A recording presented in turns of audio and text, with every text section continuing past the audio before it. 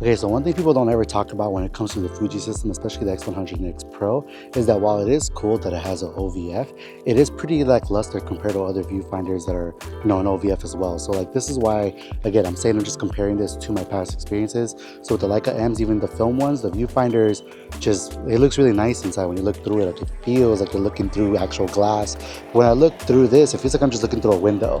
That's why I compared it to the Contax as opposed to a Leica back in the last video, because it feels like a Contax G1. It really does. It feels like a digital version of that camera, which is great because it does what it needs to do. It's just kind of a point and shoot style camera and it gets the job done. But the frame lines are so dim and like just not bright. If anyone knows how to make the frame lines brighter in the OVF, please comment down below. I would love to know. I've been through the menu multiple times and I can't find any way to actually brighten up the frame lines. It's just really dim. Really, I know you can make them thicker, but it doesn't do anything. And then this is the reason why I just guess my exposure as well, because while it has a meter on the left side of the OVF, a digital meter, you can't read it because it's white and it's just like it just blends in with the background. So that's my problem with it. It's quiet and it's just easy to kind of find parking. But look at this, I already love just the way the street looks. But this house right here with the clothes on top, oh, that's amazing. So I'm gonna get a picture of that. So one of the main things I already noticed with switching back to a 35mm lens is that there's not that much room to do most of the scenes that I like to do. I have to kind of shoot vertical, which is not my preferred way of shooting, but I can still shoot horizontal. It just takes a little more, stepping around and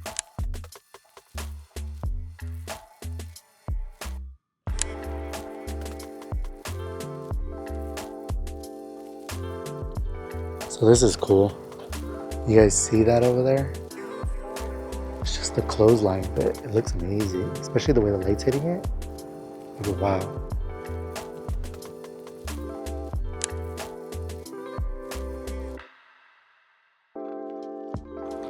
Wow, see this beautiful light here in this like garage.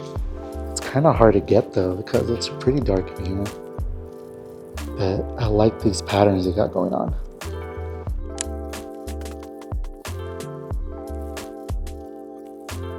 I'm actually surprised these cars are still here. I was here like I think last year and I saw these cars here and like I think this person just collects them. Oh, that looks beautiful. The cat's just staring straight at me. I'm trying to figure out how to get closer without startling it.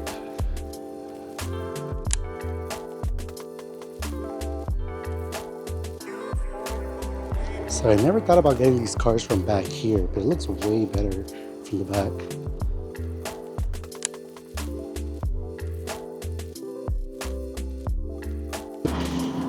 So I see like a chair right here, trying to compose for it. I like that there's a truck in the background too, it looks really cool.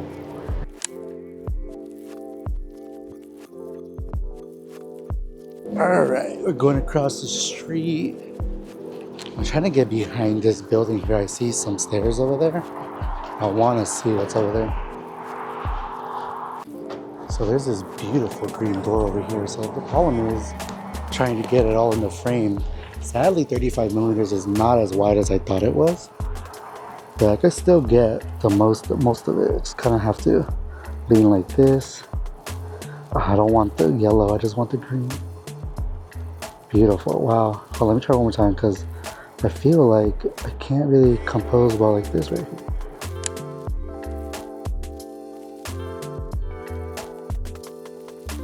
It looks crazy, dude. Especially that up there, it looks amazing.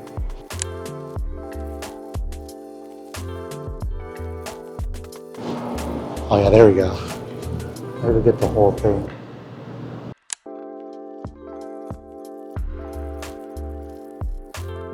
There is so much in this little hallway. Look at this light. Amazing.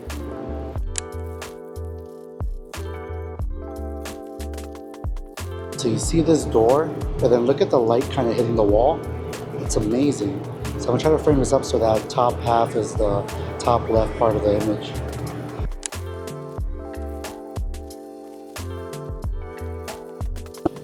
Alright, so there's a scene I want to get to right here, but this trash can's kind of in the way. These things are heavy. Alright. It's just this random chair right here, but between all this, I think it'll look really good.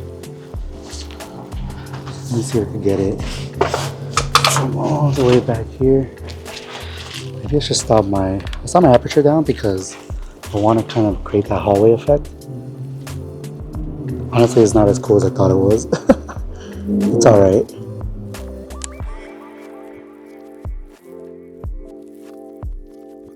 Okay, let's talk about some positives about the camera. The main thing being is the fact that it's so small and compact, and it's just super light. Like, that's the best part about it. I feel like I could just carry it around all day and not feel like it's a hassle to have this camera on me. Unlike my previous cameras, even the Q2, it wasn't heavy, but because I had all the attachments like the grip and all that, and the hood, it wasn't a small camera. It wasn't a big camera, but it wasn't as small, so it was a little more cumbersome to carry around. But for this, it's super easy to carry around. Other things I love about it is the fact that it's still tactile. You still have that aperture ring, which is great. You know, you still have the shutter dial, again, amazing. And you have aperture compensation right here. So everything's on the fly. You can still shoot full manual. The only thing that is missing is that infinity, and it doesn't stop. It just keeps spinning. I do find that annoying, so I am stuck to using autofocus, and I'm more used to manual. But it's something that I could get over, you know, because there's a lot of, you know, pros to this that just makes it more of a, I wouldn't say a lazy camera, but I feel like I could relax more. I don't have to be on edge. But when I do want to get a specific image, I do kind of have to be locked in and be ready to focus on whatever I want to focus to get the frame, to get the shot. Because I do miss focus quite a bit with using the OVF, which is another thing people don't talk about. The OVF's autofocus seems a lot slower than using the EVF's autofocus. Not sure it's because of the processing or because, again, the camera doesn't know what you're really looking at. I don't know, but it is slower on the OVF, so that's something to keep in mind for anyone who's looking to get one of these and they want to use it as a quick street camera. The OVF is not for you, just use the EVF for that. You'll get better autofocus. All right, so I see a scene over here. So I'm out of the street again, and I don't know if you can see what I'm looking at, but I love this texture on this wall. Beautiful.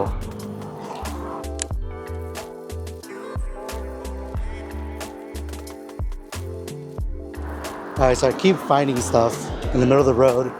So I normally don't take pictures of motorcycles, but in front of this cycling shop, it looks so good. This red right here, and I love those windows. Beautiful, wow. I also just like it on its own with this fence. It says radio television on the wall. It's kind of sick. I like that. Let's get just the boxes. Oh, this looks good.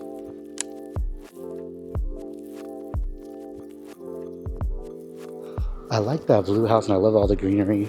It's really pretty.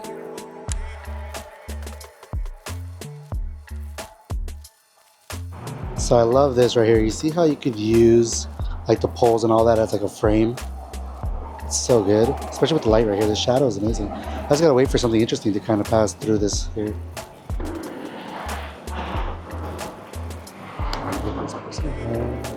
This is good.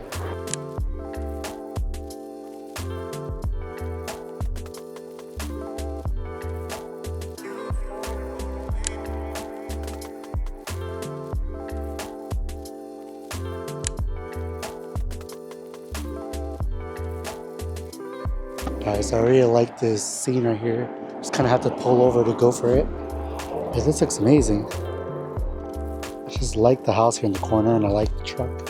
But I want to get the rest of the street also in there. That's the hardest part. Oh crap. Oh, there's a bug. I gotta get the buggy in here.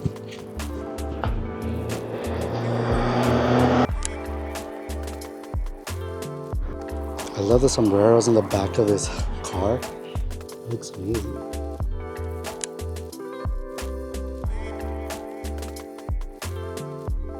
Okay, so final verdicts on this camera, and again, I'm comparing it to a Leica M and a Leica Q2, and the experience, whether it's like a true rangefinder experience or not.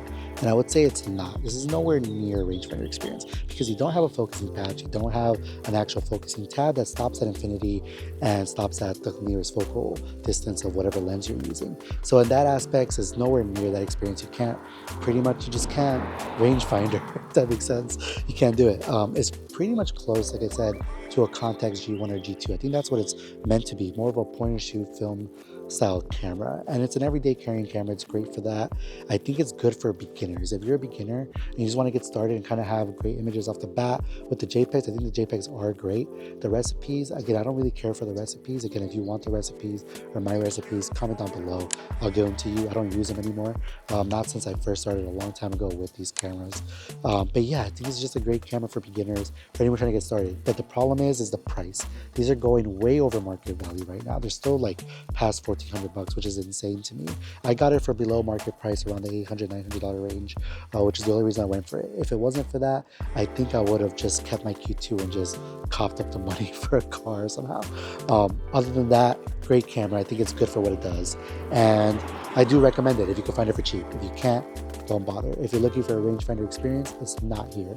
Just save it the money, get the Leica. That's what you really want if you want that real rangefinder experience where you can actually manual focus and, you know, just be really locked in when you're shooting. That's the whole point of a rangefinder. But yeah, guys, hope you guys enjoyed the video. Hope you guys enjoyed the images. Let me know in the comment section below. Till next time, keep shooting.